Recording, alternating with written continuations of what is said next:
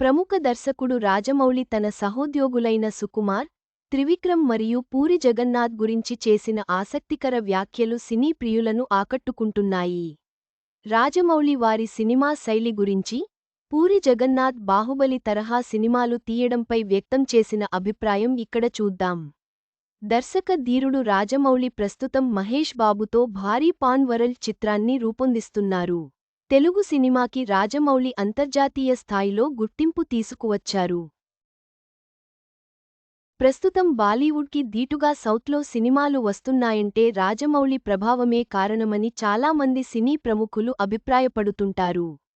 అంతటి స్థాయికి ఎదిగిన రాజమౌళి తన సాటి దర్శకుల నుంచి పోటీని ఎలా భావిస్తారు అనే విషయంపై ఇంటర్వ్యూలో క్లారిటీ ఇచ్చారు. యాంకర్ రవి అడిగిన ప్రశ్నకి రాజమౌళి సమాధానం ఇస్తూ ఒక దర్శకుడిని మరో దర్శకుడితో పోల్చడం సరికాదని అన్నారు. ఎందుకంటే నేను తీసే సినిమాలు పూరి జగన్నాథ్ గారు తీయలేరు. పూరి తీసే సినిమాలు వివి వినాయక్ గారు తీయలేరు. ఎవరి స్టైల్ వాళ్లకి ఉంటుంది అని రాజమౌళి అన్నారు. కానీ ఇద్దరు దర్శకుల విషయంలో మాత్రం తాను కంగారు పడ్డట్లు రాజమౌళి తెలిపారు. ఆ ఇద్దరు దర్శకులు సుకుమార్, త్రివిక్రమ్ శ్రీనివాస్. వీళ్ళిద్దరూ మాస్ చిత్రాల కంటే క్లాస్ టచ్ చిత్రాలని ఎక్కువగా తీస్తుంటారు. వీళ్ళిద్దరిలో చాలా స్టఫ్ ఉంది.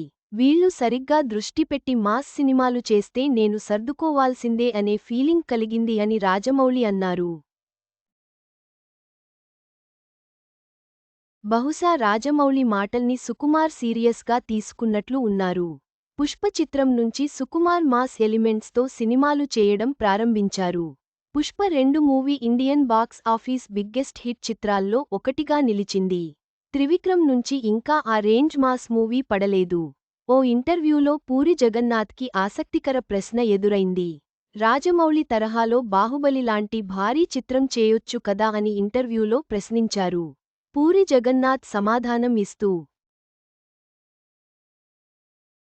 అలాంటి సినిమాలు నేను చేయలేను.